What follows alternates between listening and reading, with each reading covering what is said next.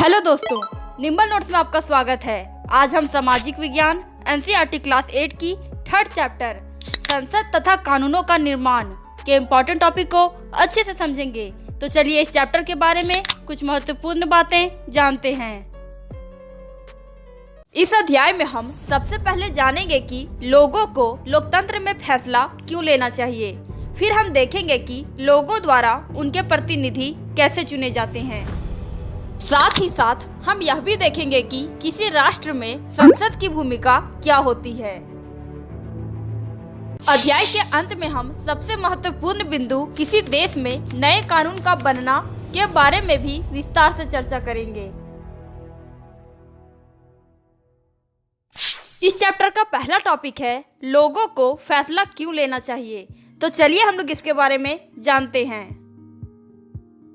स्वतंत्रता संघर्ष में तरह तरह के लोगों की हिस्सेदारी के आधार पर राष्ट्रवादियों को विश्वास हो गया था कि स्वतंत्र भारत में सभी लोग अपने जीवन को प्रभावित करने वाले फैसलों में हिस्सा लेने की क्षमता रखते हैं।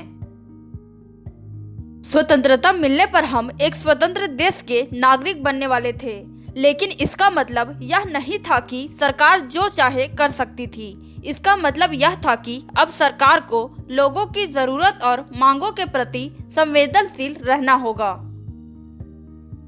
स्वतंत्रता संघर्ष के सपनों और आकांक्षाओं ने स्वतंत्र भारत के संविधान में ठोस रूप ग्रहण किया। इस संविधान ने सार्वभौमिक वयस्क मताधिकार के सिद्धांत को अपनाया। सार्वभौमिक मताधिकार का मतलब है कि देश के सभी वयस्क नागरिकों को वोट देने का अधिकार है। हमारा अगला टॉपिक है लोग और उनके प्रतिनिधि। तो चलिए हम लोग इसके बारे में जानते हैं। लोगों का निर्णय ही लोकतांत्रिक सरकार का गठन करता है और उसके कामकाज के बारे में फैसला देता है।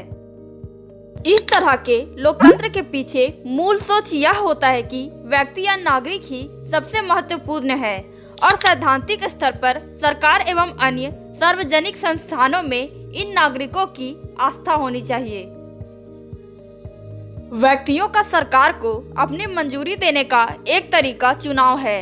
लोग संसद के लिए अपने प्रतिनिधियों का चुनाव करते हैं। इन्हीं निर्वाचित प्रतिनिधियों में से एक समूह सरकार बनता है। जनता द्वारा चुने गए सभी प्रतिनिधियों के इस समूह को ही संसद कहा जाता है। यह संसद सरकार को नियंत्रित करती है और उसका मार्गदर्शन करती है। इस लिहाज से अपने निर्वाचित प्रतिनिधियों के माध्यम से लोग ही सरकार बनाते हैं और उस पर नियंत्रण रखते हैं। हमारा अगला टॉपिक है संसद की भूमिका। तो चलिए हम लोग इसके बारे में जानते हैं। हमारी व्यवस्था में संसद के पास महत्वपूर्ण शक्तियां हैं क्योंकि यह जनता का प्रतिनिधित्व करती है। लोकसभा के लिए भी उसी तरह का चुनाव होता है जिस तरह राज्यसभा के लिए चुनाव होते हैं। आमतौर पर लोकसभा के लिए हर 5 साल में चुनाव करवाए जाते हैं। देश को बहुत सारे निर्वाचित क्षेत्रों में बांटा गया है। प्रत्येक निर्वाचित क्षेत्र से एक व्यक्ति को संसद भेजा जाता है। चुनाव लड़ने वाले उम्मीदवार आमतौर पर विभिन्न राजनीतिक दलों के सदस्य होते हैं। चुने जाने के बाद ये उम्मीदवार संसद सदस्य या सांसद कहलाते हैं। इन सांसदों को मिलाकर संसद बनती है। संसद के चुनाव हो जाने के बाद संसद को निम्नलिखित काम करने होते हैं। पहला, राष्ट्रीय सरकार का चुनाव करना और दूसरा, सरकार को नियंत्रित करना, मार्गदर्शन देना और जानकारी देना। हमारा अगला टॉपिक है नए कानून किस तरह बनते हैं। तो चलिए हम लोग इसके बारे में जानते हैं। कानून बनाने में संसद की एक महत्वपूर्ण भूमिका होती है।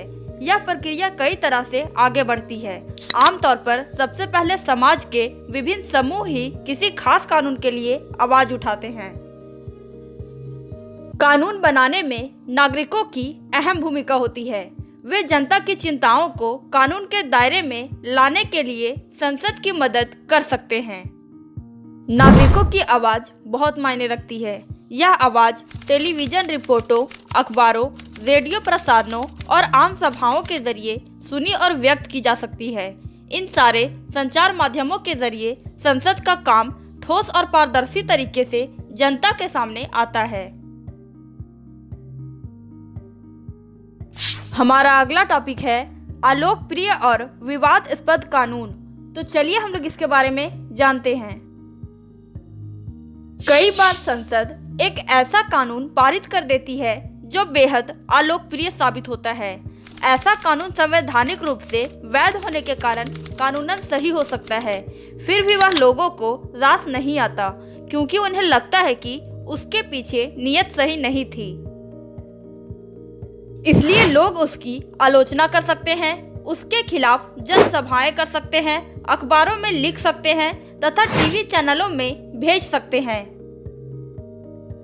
हमारे जैसे लोकतंत्र में आम नागरिक संसद द्वारा बनाए जाने वाले दमनकारी कानूनों के बारे में अपनी असहमति व्यक्त कर सकते हैं। जब बहुत सारे लोग यह मानने लगते हैं कि गलत कानून पारित हो गया है तो संसद के ऊपर भी उस कानून पर दोबारा विचार करने का दबाव पड़ता है।